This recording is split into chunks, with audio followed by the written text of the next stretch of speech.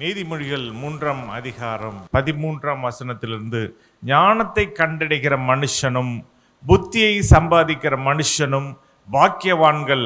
அதன் வர்த்தகம் வெள்ளி வர்த்தகத்திலும் அதன் ஆதாயம் பசும் பொன்னிலும் உத்தமமானது. முத்துக்களை பார்க்கிலும் அது விலையேற பெற்றது. நீ இச்சிக்கத்தக்கதொன்றும் அதற்கு நிகரல்ல. அதன் வலது கையில் தீர்க்க ஆயுசும் அதன் இடது கையில் செல்வமும் கனமும் இருக்கிறது. அதன் வழிகள் இனிதான வழிகள், அதன் பாதைகள் எல்லாம் சமாதானம். அது தன்னை அடைந்தவர்களுக்கு ஜீவ விருட்சம். அதை பற்றி கொள்ளுகிற எவனும் பாக்கியவான். ஹல்லேலூயா. ஞானத்தை கண்டடைகிற மனுஷன், புத்தியை கண்டடைகிற மனுஷன், இவர்கள் தான் பாக்கியவான்கள். நம்ம எல்லாருக்கும் தெரியும் யார் பாக்கியவான்கள் அப்படின்னு நிறைய காரியம் இருக்கு. அதுல ஒன்று மிக முக்கியமானது, ஞானத்தை கண்டடைகிறவனும் புத்தியை கண்டடைகிறவனும் பாக்கியவான்கள். ஏன் அவர்கள் பாக்கியவான்கள்? அந்த ஞானம் எவ்வளவு விசேஷமானது.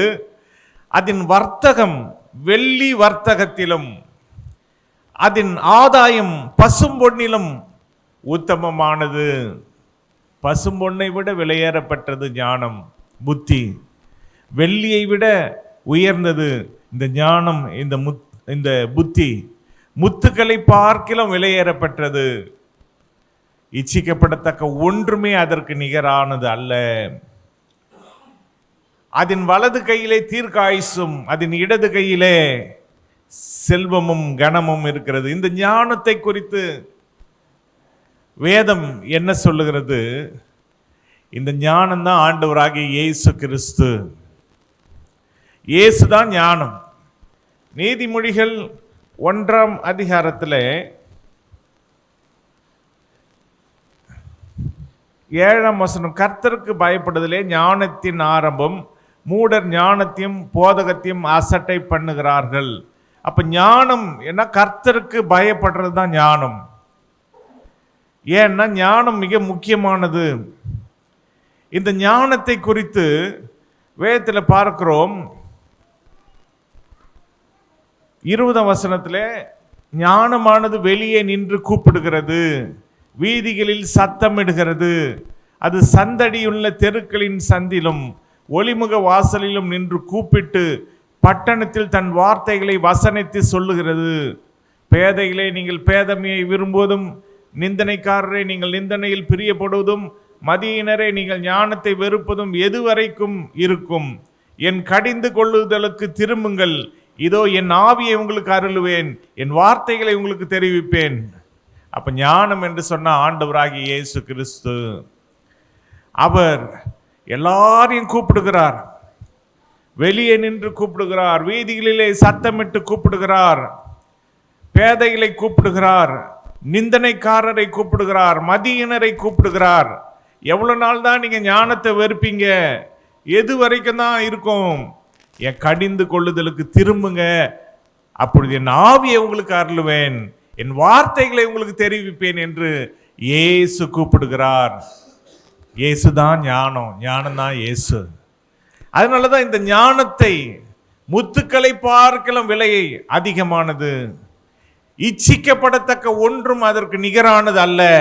ஏன்னா ஆண்டவர் இயேசுவுக்கு இந்த உலகத்துல நிகர் எதுவுமே கிடையாது. ஏன்னா ஞானம் என்ன? ஆண்டவர் இயேசுவுக்கு ஒப்பாய் இருக்கிறது.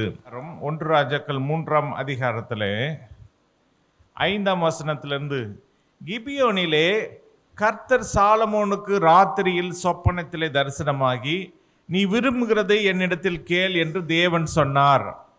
அதற்கு சாலமோன், என் தகப்பனாகிய தாவீது என்னும் உமது அடியான் உம்மை பற்றி உண்மையும் நீதியும் மன நேர்மையுமாய் உமக்கு முன்பாக நடந்தபடியே தேவரீர் அவருக்கு பெரிய கிருபை செய்து அந்த பெரிய கிருபையை அவருக்கு காத்து இந்நாளில் இருக்கிறபடியே அவருடைய சிங்காசனத்தில் வீற்றிருக்கிற ஒரு குமாரனை அவருக்கு தந்தீர். இப்போதும் என் தேவனாகிய கர்த்தாவே, தேவரீர் உமது அடியேனை என் தகப்பனாகிய தாவீதின் ஸ்தானத்திலே ராஜாவாக்கினீரே. நானோ வென்றால் போக்குவரவு அறியாத சிறு பிள்ளையாய் இருக்கிறேன். நீர் தெரிந்து கொண்டதும் ஏராளத்தினால் எண்ணிக்கைக்கு அடங்காததும் லக்கத்திற்கு உட்படாததுமான திரளான ஜனங்களாகிய உமது ஜனத்தின் நடுவில் அடியேன் இருக்கிறேன். ஆகையால் உமது ஜனங்களை நியாயம் விசாரிக்கும், நன்மை தீமை இன்னதென்று வகையறுக்கவும் அடியனுக்கு ஞானமுள்ள இருதயத்தை தந்தருளும். ஏராளமாயிருக்கிற இந்த உமது ஜனங்களை நியாயம் விசாரிக்க யாராலே ஆகும் என்றான். இந்த சாலமோன் இடத்துல தேவன் உனக்கு என்ன வேணும் அப்படின்னு கேட்கிறார். சாலமோன் ராஜாவாய் மாறிவிட்டார். சாலமோன் ராஜாவாய் மாறின உடனே அந்த ஆரம்ப காலத்திலே சொப்பனத்திலே தேவன் தோன்றி சாலமோனை நோக்கி உனக்கு என்ன வேண்டும் அப்படின்னு கேட்கும் பொழுது சாலமோன் சொல்றாரு, ஆண்டவரே, உம்முடைய என்று தகப்பனாகி உம்முடைய அடியான் இப்படியெல்லாம் உண்மையாக இருந்தார், நீதியாய் இருந்தார், மன நேர்மையாக இருந்தார், பெரிய கிருபை அவருக்கு செய்தீர், அவரை காத்தீர், இப்பொழுதும் அவருடைய குமாரனை அவருடைய ஸ்தானத்திலே உட்கார வைத்திருக்கிறீர். ஆனா உம்முடைய எண்ணிக்கைக்கு அடங்காத ஜனங்களை நியாயம் விசாரிக்கிறதுக்கு நானோ சிறு பிள்ளையா இருக்கிறேன். நான் போக்குவரவு அறியாத சிறு பிள்ளை. உம்முடைய எண்ணிக்கைக்கு அடங்காத உம்முடைய ஜனங்களை நியாயம் விசாரிக்க அடியனுக்கு ஞானமுள்ள இருதயத்தை தாரும் தந்தரலும் என்றான். ஞானத்தை தான் கேட்டான், ஒரு காரியத்தை வேற எதுவுமே கேட்கல. அப்பதான் ஆண்டவர் சொல்றாரு 10ஆம் வசனத்திலிருந்து, சாலமோன் இந்த காரியத்தை கேட்டது ஆண்டவருடைய பார்வைக்கு உகந்த விண்ணப்பமாயிருந்தது. ஞானம்னா யாரு? ஆண்டவர் இயேசுவையே கேட்கிறார். இயேசு என் கூட இருந்தா நான் நியாயம் விசாரிப்பேன். அப்ப ஞானத்தை கேட்ட உடனே இது அவருடைய ஆண்டவருடைய பார்வைக்கு உகந்த விண்ணப்பமாக இருந்தது. ஆகையினால் தேவன் அவனை நோக்கி, நீ உனக்கு நீடித்த நாட்களை கேளாமலும் ஐஸ்வர்யத்தை கேளாமலும் உன் சத்துருக்களின் பிராணனை கேளாமலும் நீ இந்த காரியத்தையே கேட்டு நியாயம் விசாரிக்கிறதற்கு ஏற்ற ஞானத்தை உனக்கு வேண்டிக் கொண்டபடியினால் உன் வார்த்தைகளின்படி செய்தேன். ஞானமும் உணர்வும் உள்ள இருதயத்தை உனக்கு தந்தேன். இதிலே உனக்கு சரியானவன் உனக்கு முன் இருந்ததும் இல்லை, உனக்கு சரியானவன் உனக்கு பின் எழும்புவதும் இல்லை. ஆண்டவர் பாருங்க, ஞானத்தை கேட்ட உடனே இந்த விண்ணப்பம் தேவனுக்கு உகந்ததா இருந்தபடினாலே ஆண்டவர் அந்த விண்ணப்பத்தை உகந்ததாக ஏற்றுக்கொண்டு, நீ நீடித்த நாட்களை கேட்கவில்லை, ஐஸ்வர்யத்தை கேட்கவில்லை, சத்துருக்களுடைய பிராணனை கேட்கவில்லை, நீ ஞானத்தை கேட்டதுனால உனக்கு நான் ஞானமும் உணர்வுள்ள இருதயத்தையும் உனக்கு தந்தேன். உனக்கு முன்னால யாரும் அப்படி இருந்தது கிடையாது, இனிமே உனக்கு பின்னாலையும் யாரும் அப்படி இருக்க போறதில்ல என்று சொல்லி அவர் ஞானமும் உணர்வும் உள்ள இருதயத்தை கொடுத்தார். அடுத்தது 13ஆம் வசனத்துல, இதுவும் அன்றி நீ கேளாத ஐஸ்வர்யத்தையும் மகிமையையும் உனக்கு தந்தேன். உன் நாட்களில் இருக்கிற ராஜாக்களில் ஒருவனும் உனக்கு சரியானவன் இருப்பதில்லை. தேவன் பாருங்க, ஞானம் ஒன்னுதான் கேட்டாரு. ஆனா தேவன் அதில் பிரியப்பட்டு ஞானம் உணர்வுள்ள இருதயத்தை கொடுத்தது மட்டுமல்ல, கேளாத ஐஸ்வர்யத்தையும் மகிமையையும் தேவன் கொடுத்தார். மூணாவது என்ன கொடுத்தார்? 14ஆம் வசனத்தில், உன் தகப்பனாகி தாவீது நடந்தது போல நீயும் என் கட்டளைகளையும் என் நியமங்களையும் கை கொண்டு என் வழிகளில் நடப்பாயாகில் உன் நாட்களையும் நீடித்திருக்க பண்ணுவேன் என்றார். ஹல்லேலூயா. அப்போ நாட்களை நீடிக்க பண்ணுகிறார், தீர்க்க ஆயுசை கொடுக்கிறார். இதெல்லாம் சாலமோன் கேட்கல, ஆனா தேவனே கொடுத்தார். அப்ப சாலமோன் ஞானமாய் கேட்டார், ஞானத்தையே கேட்டார். நாம கேட்கிற காரியத்தை குறித்து மிகவும் எச்சரிக்கையா இருக்க வேண்டும். தேவனிடத்துல நம்ம என்ன கேட்கிறோம்? நிறைய பேர் நாம சுயநலமாய் நம்முடைய காரியங்களை குறித்து கேட்டுக்கொண்டிருக்கிறோம். ஆனா ஞானமாக நாம் கேட்போம் என்று சொன்னால், ஞானத்தையே நாம் கேட்போம் என்று சொன்னால், நிச்சயமாக தேவன் அதோடு கூட சேர்த்து பல காரியங்களை நமக்கு தர அவர் வல்லமுள்ளவராக இருக்கிறார். இன்னும் அவர் என்ன கொடுத்தார்? 1 ராஜாக்கள் 4ஆம் அதிகாரம் 29ஆம் வசனத்திலிருந்து, தேவன் சாலமோனுக்கு மிகுதியான ஞானத்தையும் புத்தியையும் கடற்கரை மணலத்தனையான மனோவிருத்தியையும் கொடுத்தார்.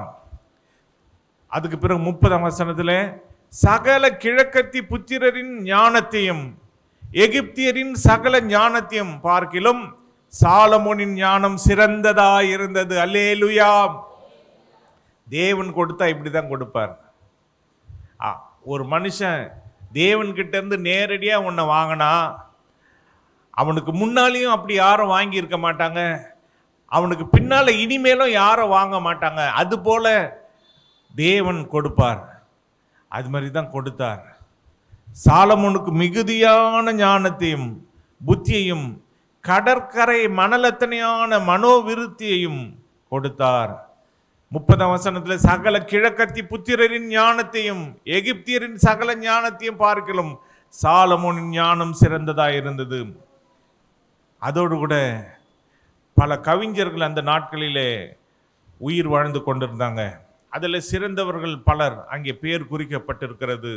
அவர்களை காட்டிலும் சாலமோன் சிறந்தவனாய் இருந்தான் என்று சொல்லப்பட்டிருக்கிறது. 31ஆம் வசனத்திலே அவன் எஸ்ராகியனாகிய ஏத்தானிலும் ஏமான் கல்கோல் தர்தா என்னும் மாகோலின் குமாரரிலும் மற்ற எல்லா மனுஷரிலும் ஞானவானாயிருந்தான்.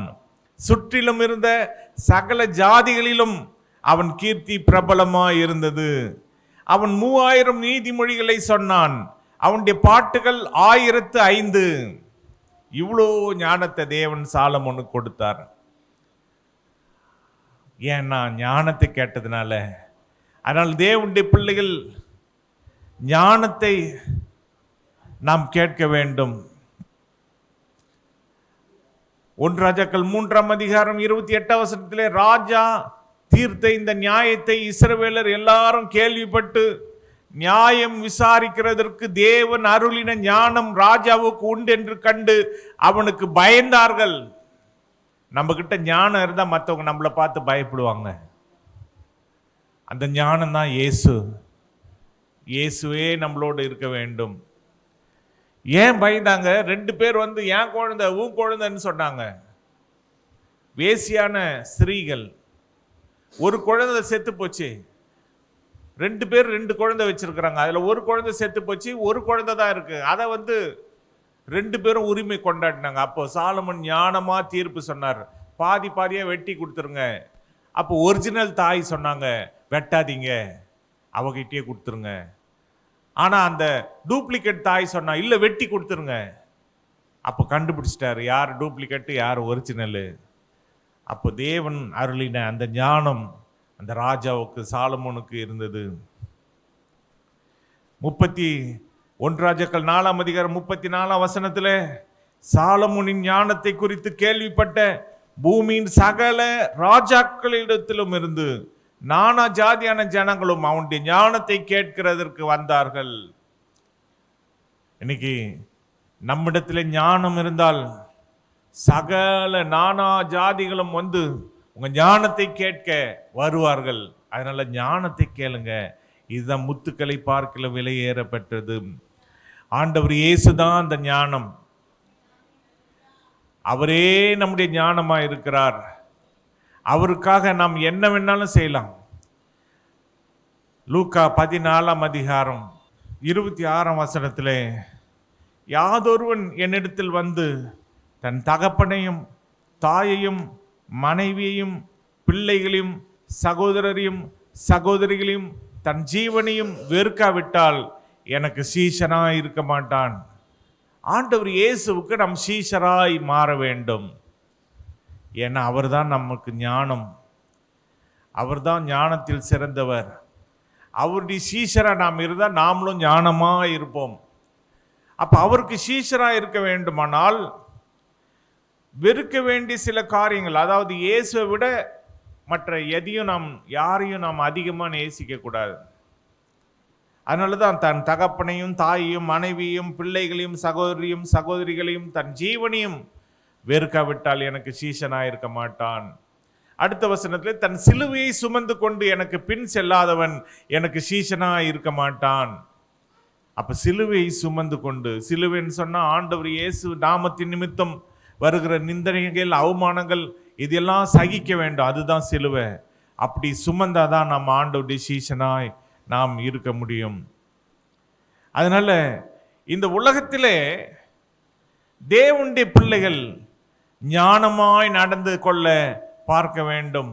லூக்கா 16ஆம் அதிகாரத்தில் ஒரு மேனேஜர், அதாவது ஒரு ஐஸ்வர்யவான் இருந்தான். அங்கே ஒரு உக்கிரானக்காரன் இருந்தான், கணக்குக்காரன். அவனை வேலையிலேருந்து அந்த எஜமான் தூக்கி விட போறான் அப்படின்னு தெரிஞ்ச உடனே அவன் ஞானமாய் சில காரியங்களை அவன் செய்தான். என்ன செய்தான்னா, ஐயோ என் எஜமான் என்னை வேலையிலேருந்து நீக்கிட்டா, என்னால் என்ன செய்ய முடியாது, குனிஞ்சி வளைஞ்சி என்னால் ஒரு வேலையும் செய்ய முடியாது.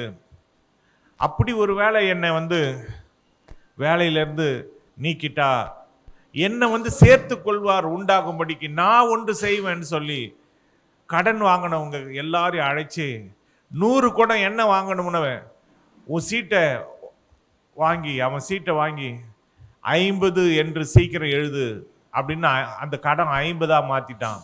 50 குடத்தை மன்னிச்சிடறான், தள்ளுபடி பண்ணிடுறான். 100 கலம் கோதுமை கடன் வாங்கினவன அவன் என்ன சொல்றான், 80 என்று எழுது. இப்படி எல்லாவற்றையும் புத்தியாய் அந்த பிரபஞ்சத்தின் மனுஷரே புத்தியாய் செய்யும் பொழுது அந்த எஜமான் பாராட்டினான், இவன் எவ்வளவு புத்தியா செஞ்சான். என்ன எஜமான் துரத்திட்டா கூட யார் யாருடைய கடனை அடைச்சானோ அவங்க வீட்டில் போய் தங்கிக்கலாம், அவங்க தனக்கு சாப்பாடு கொடுப்பாங்கன்னு சொல்லி அவன் புத்தியாய் நடந்து கொண்டானே, ஞானமாய் நடந்து கொண்டானேன்னு மெச்சி கொண்டான். அதனால நாம் இந்த உலகத்தில் ஞானமாய் நடந்து கொள்ள வேண்டும். இந்த 9ஆம் வசனம் சொல்லுகிறது, நான் உங்களுக்கு சொல்லுகிறேன், நீங்கள் மாளும்போது உங்களை நித்தியமான வீடுகளிலே ஏற்றுக்கொள்வார் உண்டாகும்படி அநீதியான உலக பொருளால் உங்களுக்கு சிநேகிதரை சம்பாதியுங்கள். பரலோக வீடுகளிலே நம்மை எல்லாரும் ஏற்றுக்கொள்ள வேண்டுமானால் அநீதியான உலக பொருளால நம் சிநேகிதரை சம்பாதிக்க வேண்டும். அதனால நாம் ஞானமா நடந்து கொள்வோம். ஆண்டவர் இயேசு சீக்கிரமாய் வரப்போகிறார். அதனால நாம் ஞானத்தை கேட்டு ஞானத்தை பெற்றுக்கொண்டு, சாலமோன் ஞானத்தை கேட்டு ஞானமாய் நடந்தது போல ஞானமே உயர்ந்தது. அது ஆண்டவர் இயேசுவையே குறிக்கிறது. அதனால அவருடைய சீஷராய் நாம் வாழ்ந்து, எப்படி ஒரு உக்கிரானக்காரன் ஞானமாய் நடந்தானோ அது போல இந்த உலகத்தில் அழிந்து போற பொருட்களினாலே சிநேகிதரை, அந்த நித்திய வீடுகளிலே நம்மளை ஏற்றுக்கொள்வார் உண்டாகும்படிக்கு சிநேகிதரை நாம் சம்பாதிப்போம். ஏன்னா ஞானமே விலையேறப்பெற்றது, முத்துக்களை பார்க்கல விலையேறப்பெற்றது, பசு மொன்னை பார்க்கல விலையேறப்பெற்றது, வெள்ளியை பார்க்கல விலையேறப்பெற்றது. அதற்கு ஈடு ஒன்றுமே இல்லை. அதன் கையில தீர்க்க ஆயுசு இருக்கிறது. ஹல்லேலூயா.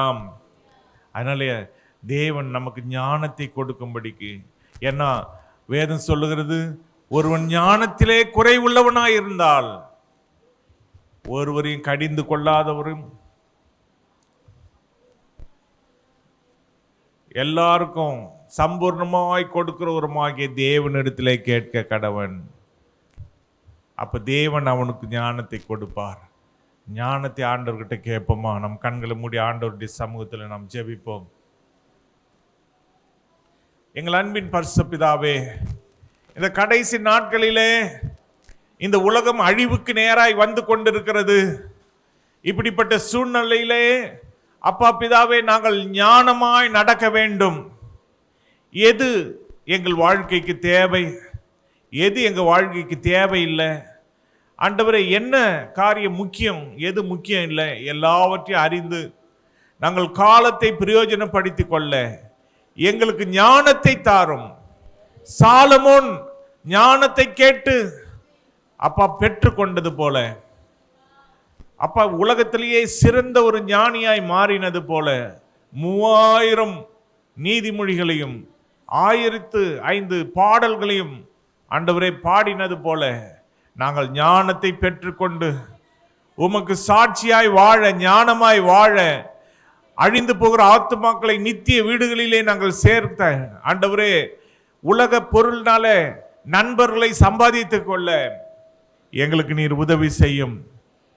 நாங்கள் நித்தியத்திற்கென்று சேர்க்க உதவி செய்யும். எப்படி ஒரு எறும்பு கோடை காலத்துக்காக சேர்க்கிறதோ அதுபோல இந்த உலக வாழ்க்கைக்காக நாங்கள் சேர்க்காமல் எங்களுடைய வாழ்க்கை நித்திய வாழ்க்கை, நாங்கள் நித்தியமாக பரலோகத்திலே வாழப் போகிறோம். அந்த பரலோக வாழ்க்கைக்காக நாங்கள் சேர்த்து வைக்க, பொக்கிஷங்களை பரலோகத்திலே சேர்த்து வைக்க எங்களுக்கு ஞானம் தாரும், கிருபை தாரும், புத்தி தாரும், அறிவை தாரும். இந்த உலகத்தில் இயேசுவே உம்மை விட யாரையும் அதிகமாக நாங்கள் நேசிக்காம, எல்லாரையும் நாங்கள் ஆண்டவரே உம்மை விட நேசிக்காமல் வெறுத்து உம்மையே நேசிக்க எங்களுக்கு உதவி செய்யும். உமக்கு சீஷராக இருக்க உதவி செய்யும். அந்த ஒவ்வொரு தேவ பிள்ளைகளை ஆசீர்வதியும். அவங்களுடைய பிரச்சனைகள் இயேசுவின் நாமத்தில் மறைந்து போகட்டும். அவர்களுக்கு அற்புதங்களை செய்யும், அதிசயங்களை செய்யும். பாதுகாத்துக் கொள்ளும். இப்ப இயேசுவின் நாமத்தில் ஜெபிக்கிறோம் எங்கள் நல்ல பிதாவே, ஆமென்.